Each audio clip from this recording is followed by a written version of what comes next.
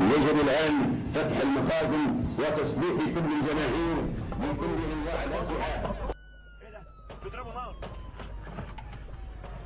مش فاهم هنعمل ايه دلوقتي؟ احنا مش هنعمل حاجة، انت بس خلينا مواطنين كده، احنا كده في امان، واحنا ارواحنا كده مش مشكلة. رفضوا التفاهم، هنعمل ايه؟ بقولك ايه؟ خلينا قاعدين بقى احسن. خلينا هنا. بص انا هاخد سيف. خد ان شاء الله تاخد خنجر حتى. بص هات سيف على المتغطي. سيف على المتغطي؟ ومعلق اهو. مبروك مبروك مبروك مبروك مبروك مبروك مبروك مبروك مبروك